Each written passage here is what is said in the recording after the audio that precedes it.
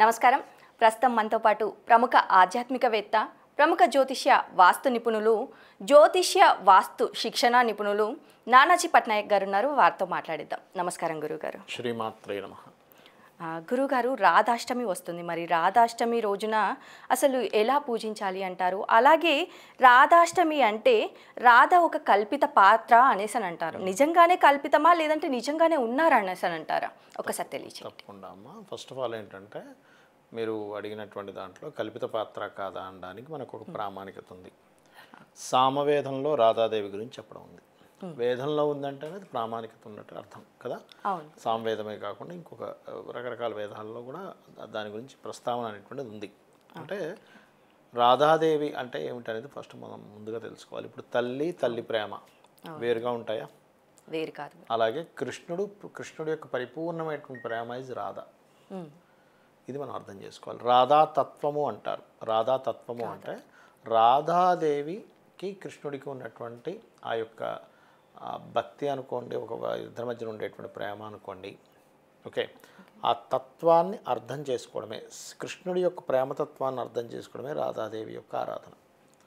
Okay, దీంట్లో మనకి ఆ రోజు రాధాష్టమి నాడు రాధాదేవి కృష్ణుడిది పెట్టి పూజ చేసుకోవాలి. హరే కృష్ణ కృష్ణ కృష్ణ హరే హరే అనేటువంటి నామస్మరణ. ఒకసారి అంటే మనకి రాధాదేవికి సంబంధించిన దాంట్లో ఒకసారి నీకేది ఇష్టమో కృష్ణ మేము అది చేస్తామంటే నాకు రాధాదేవి యొక్క ఆరాధన, రాధానామం అంటే ఇష్టం అన్నట్టు ఆయన. మనకి రాధాదేవికి సంబంధించిన దాంట్లో కనుక మనం చదువుకున్నట్లయితే తెలుస్తుంది.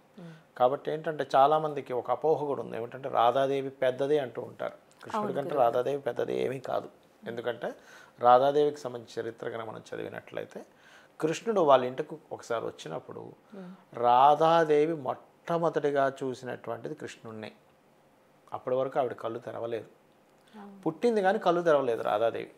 ఒకసారి ఇంటికి కృష్ణుడు మిగతా పిల్లలందరూ కలిసి వచ్చినప్పుడు రాధాదేవి దగ్గరికి వెళ్ళినప్పుడు రాధాదేవి అప్పుడు కళ్ళు తెరిచి కృష్ణుడిని చూస్తుంది. అంటే పడుకోనుండి చిన్నపిల్లగా ఉండి కళ్ళు తెరిచి చూసింది అంటే దాని అర్థం ఏంటమ్మా? కృష్ణుడి కంటే పెద్దదవుతుందా? చాలామంది ఏం చేస్తారంటే కొన్ని విషయాల్లో రాధాదేవి పెద్దది కదా కృష్ణుడి కంటే, కాబట్టి నేను కూడా వివాహం చేసుకోవచ్చు పెద్దవాళ్ళని అనేటువంటి ఒక దీంట్లోకి తీసుకెళ్తూ ఉంటారు. బట్ అక్కడెక్కడ కూడా శాస్త్రం అలా చెప్పలేదు. అవతార పురుషుడైనటువంటి కృష్ణుడు అలాగ పెద్దవాళ్ళని వివాహం చేసుకుంటూ మనకేమీ అలా చెప్పడు. అంత భగవద్గీత చెప్పినటువంటి శ్రీకృష్ణ పరమాత్మ. సో మనం ఇది అర్థం చేసుకోవాలి. అలాగే ఇంకొన్ని అపోహలు కూడా ఉన్నాయి. సీతాదేవి పెద్దదని చెప్తూ ఉంటారు. సీతాదేవి కూడా పెద్దది కాదు. ఎందుకంటే చాలా క్లియర్గా అరణ్యవాసానికి వచ్చినప్పుడు సీతాదేవి మేము ఫలానా సమయానికి నా వయసు ఎంత, అతని వయసు ఎంత అనేది కూడా చెప్తుంది.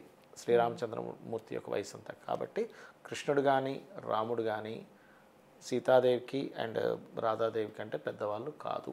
ఇది ఫస్ట్ గుర్తుపెట్టుకోవాలి. ఎందుకు అలా చెప్తారు? ఎందుకు అలా అంటే సాధారణంగా కూడా మనకేంటంటే చిన్న వయసున్న అమ్మాయి వయసు చిన్న, అబ్బాయి వయసు పెద్దది ఎందుకు చేస్తారంటే అమ్మ ఫస్ట్ మీరు చూడండి, చిన్నపిల్లలు కూడా పుట్టినప్పుడు అమ్మాయి తొందరగా నడుస్తుంది. అవును గురుగారు. ఎందుకు నడుస్తుందండి? ఇద్దరు ఒకటే కదా అంటే వీళ్ళకి అండర్స్టాండింగ్ లెవెల్స్ ఎక్కువగా ఉంటాయి, మెచ్యూరిటీ లెవెల్స్ ఎక్కువగా ఉంటాయి. ఇప్పుడు చూడండి, ఎప్పుడైనా సరే ఒక స్త్రీ కనుక అతనికంటే మెచ్యూరిటీ తక్కువగా ఉన్నాడు, అర్థం చేసుకోవట్లేదు అన్నప్పుడు ఇష్టపడదు స్త్రీ పురుషుడిని. అతనికి ఈక్వల్గా కానీ అతనికంటే కొంచెం హై లెవెల్లో ఉంటేనే ఇష్టపడుతుంది. అంతేగాని అసలు అబ్బాయి ఏమీ తెలియదు, ఏమీ తెలుసుకోడు అన్నట్టుగా ఉంటే ప్రాబ్లం అవుతుంది. అందుకని పెద్దవాళ్ళని చేసుకోవద్దని చెప్తారు. శాస్త్రంలో ఆయుక్షీణం అని కూడా చెప్తారు. అయితే కొంతమంది మీరు అనొచ్చు, ఏమండి మరి సచిన్ టెండూల్కర్ చేసినాడు ప్రేమ వివాహం, అది ప్రేమ వివాహం జరిగింది, అది మనం ఏం చేయలేం, వాళ్ళిద్దరికి రాసి పెట్టుంది అది. అయితే ఇక్కడ మనకి శాస్త్రంలో రాధాదేవి, రాధా అనే పేరుని తిరగేయండి ధార అవుతుంది. అంటే ప్రేమధార, కృష్ణుడి యొక్క ప్రేమధార ఇస్ రాధ.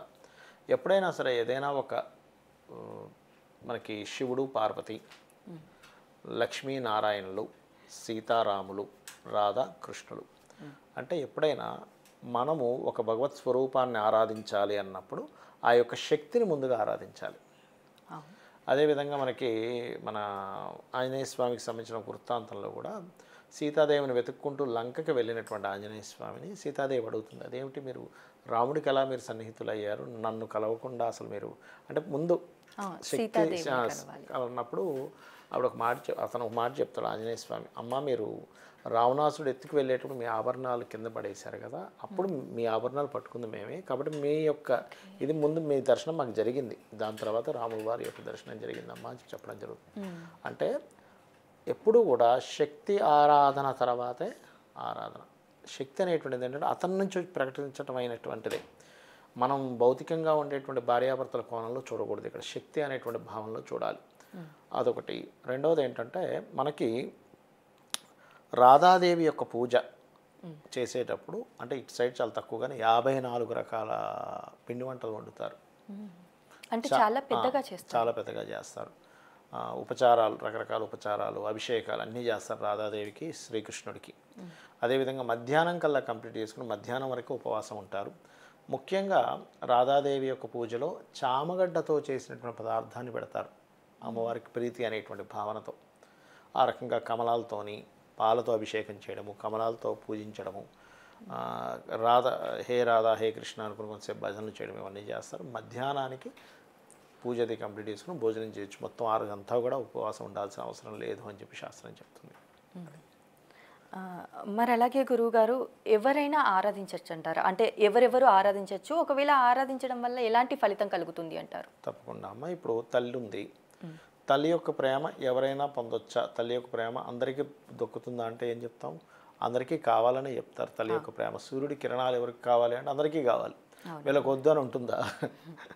లేదు, ఉండదు. అలాగే కృష్ణుడి యొక్క ప్రేమ స్వరూపం ఇస్ రాధ.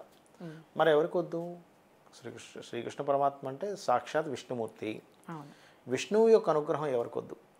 అందరికీ. విష్ణు అంటే వ్యాపించినవాడు, నడిపేవాడు, నడిపించేవాడు. నడిపించడం అంటే ఇప్పుడు మాకు షూటింగ్ చేసాం, ఒక 8 నిమిషాల వీడియో అనుకోండి, ఈ 8 నిమిషాలు నడవడానికి విష్ణువు కారకుడు.